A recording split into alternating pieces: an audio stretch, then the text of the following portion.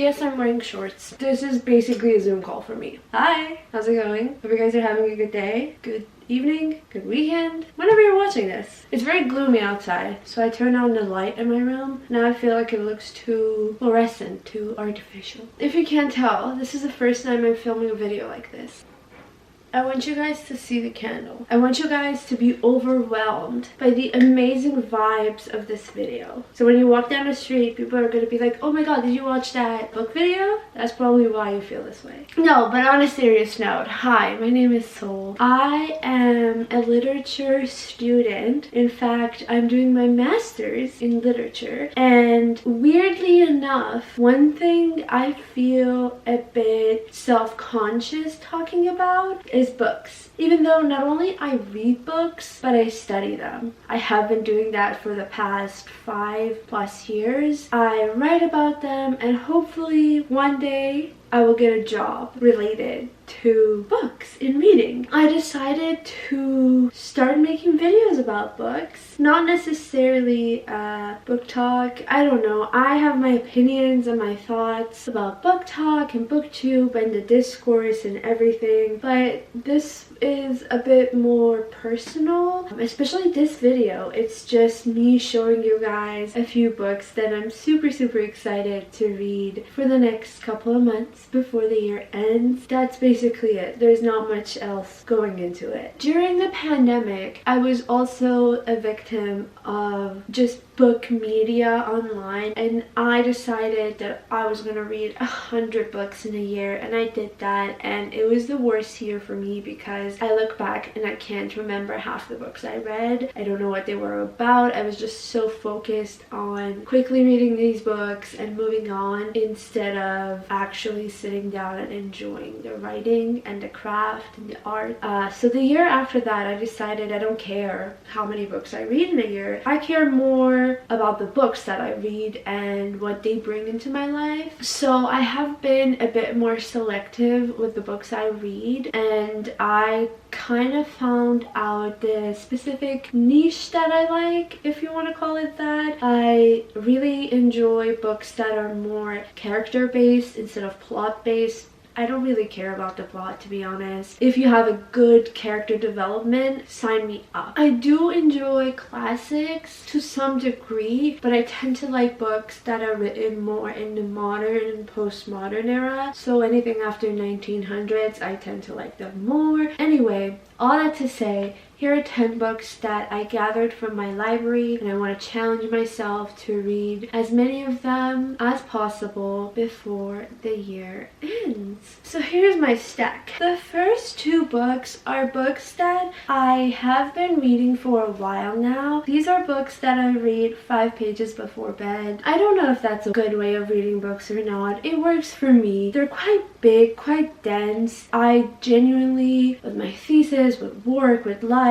don't have the time to commit to these books right now. So the best I can do is read little chunks here and there. So the first one is White Teeth by Zadie Smith. This is her first novel, and it is the first novel I'm reading by her. I am so hooked with this book. I've made a little dent in it. It is so wonderfully written, so captivating, truly difficult to put down. So far, from what I know, it's the story of these 2 guys. They're quite old and they decided to remarry, and they give us anecdote about their time in World War II. That's as far as I know. As I said, the writing is wonderful. She has a way with words that just feel so soothing to read, and I read that she wrote this at 19, which is insane to think about. Rereading something I wrote at 19, I want to throw up. Anyway, I'm quite excited to finish this book, and I'm quite excited to read more by her. I think it would be fun to just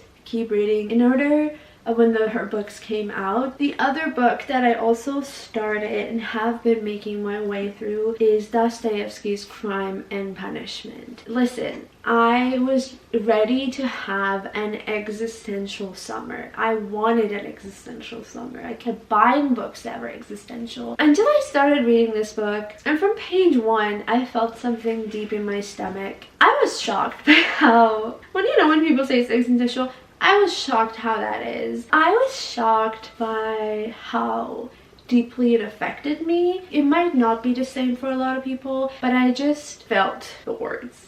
Does that make sense? It is quite dense and a bit difficult to get through. I'm not gonna lie. I'm not gonna be that pretentious person who's like, oh my god, this was such a beautiful story. No. Especially the names are very difficult. I have to go back and forth. I have to look them up to see what's going on. But I have read about like 80 pages of this, and so far I've enjoyed it. And I think I want to challenge myself and finish this before the year ends. Yeah, this is Crime and Punishment. Speaking of very existential books, I have one of the most existential ones. This is how it started actually. I got this book a while ago and I thought, let's have an existential summary. But then life in itself, trying to write a thesis in itself, what am I doing? Are any of my decisions even right? I didn't need Camus. Okay? But now just envision me with like some warm beverage while it's snowing outside, reading L'étranger. See, the problem is these books don't have a little summary. I don't know what to tell you because I don't know much about them either. The only thing I know is the opening line of this book, which is Aujourd'hui, maman est morte. Mom died today, and I do know that there are 0 emotions from the main character in here. No one can have enough emotionally unavailable men in their life. And if you do have a lack of that, you have literature to fill that up for you. We have the book that a friend and I are gonna read for our very exclusive, invite only, super exclusive, you need to go on a wait list book club. It's just my friend and I. We decided to read Lolita for October, sorry. This cover, horrifying. I know when Nabokov wrote this book, he didn't want any young girls or anything of the sort to be on the cover, and the fact that after the movie came out they decided, you know what, we're gonna put very creepy covers on our books. That in itself, it was disgusting. I also started reading this book last year. I got to page 114 and I stopped because life got too hard. Don't judge me, okay? We've all done that. This is a judgment-free zone, but quite excited to get into this and I will report back sometime. It's very disturbing. From the first 100 pages, nothing happened yet. I don't know how to speak about this book. It's just this guy telling the story of how he got to live with this lady and her young daughter. The writing though, Nabokov was an insanely talented writer. The fact that this is his 3rd language, so he spoke Russian, French, and English was the 3rd language he learned. And he can write like this, insane. Like literally no other word than insane can justify that. And I've heard a lot of people talk about this book as a love letter or something romantic, and that's genuinely disgusting. I look forward to reading it. I look forward to finishing it. I do want to watch the movie, and speaking of that, I do want to read this other book that is somewhat related to Lolita, which is reading Lolita in Tehran. This book is a memoir. Nafisi is a woman who created this group for young women in Tehran, and she was teaching them banned books, one of which was Lolita, and there were consequences that came, so I'm very excited to read it. I had this book for a while now. I started reading it and I read about like 20 pages, I want to say, but then I realized maybe I should save it and read it after finishing Lolita. Like I would have a better understanding of some references in this book. Not the biggest memoir person, but her writing is beautiful and I look forward to learning more about a banned book club. Another Dostoevsky, because clearly we did not have enough Dostoevsky. This is a short story collection or novella collection. I don't know what to call it. It has Notes from the Underground, White Nights, The Dream of a Ridiculous Man. I want it to be a little pocketbook that I bring with me everywhere I go and just read it on the subway here and there. It would be a nice existential November with the days being shorter, the weather being colder, Dostoevsky in my pocket. I couldn't find it, I'm sorry. I've heard a lot about White Nights. Apparently it's a really sad love story. These are very sad books. I do love a book that makes me cry, which is why the next book is Arthur Miller's Death of a Salesman. One of my favorite movies is called Salesman. It changed me as a person after I finished it, and I think that shows how impactful it was as a film. In that movie, the characters are actors, which is very meta in itself, and they're working on a play, and the play they're working on is Arthur Miller's Death of a Salesman. After watching that movie, I wanted to read this book. I kept putting it off, and then I somehow found it in my dad's bookshelf. And if that's not a sign for me to read it, I'm quite excited to read this and rewatch my favorite movie. The next book I got, again, very sad, very grim. Beginning of this year, I was visiting my grandmother in Tehran, and I went to this bookstore and I saw this book. I was really captivated by the title, and I bought it, and I told myself, you have to read this book before the year ends. Why did I say that to myself? I have no idea, but if there's one thing you need to know about me is that when I make a promise, I can't break it, especially if it's a promise to myself. So I have to read this book. It's called Le Magasin de Suicide.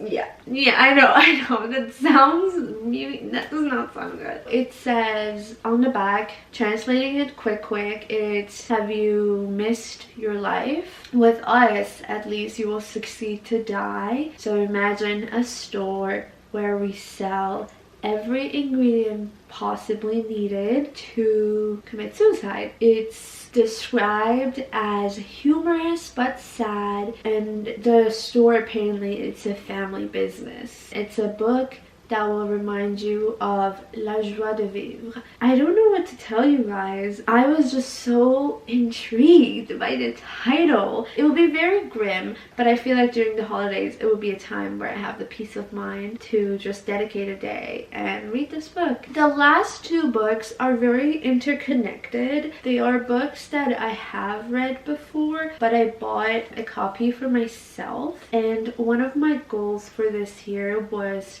to improve my photography skills. I don't call myself a photographer, but I do have a film camera. I got two books that are about pictures and photography. The first one, the most important, arguably, book about photography. It's Susan Sontag on photography. As I said, I have read this before, but I do want to reread and revisit it and annotate my own book. I feel like this book is very anti-photography. So her essay really focuses on a photographer being what she calls a super tourist. She explains how you enter someone's life, take pictures of their miseries, or, you know, the moments that they're down, or even if they're happy, and then you exit their life and they're left with that life. And also the consequence of that is normal people see these pictures and it becomes normalized for them. It is one of the best books you can read about the art of photography. And the last book that we have on this list is John Berger, Ways of Seeing. And this book is really cool. There's a lot of photos in there. It's very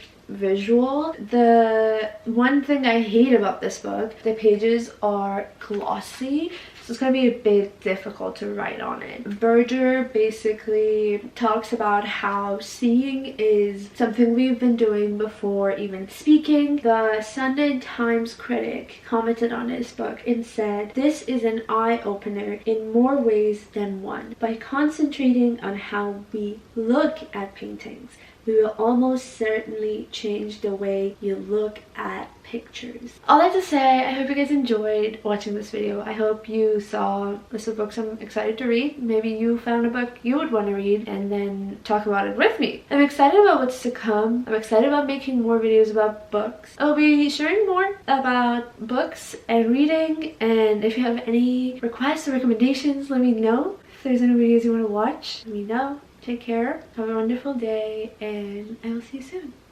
Bye. Mwah.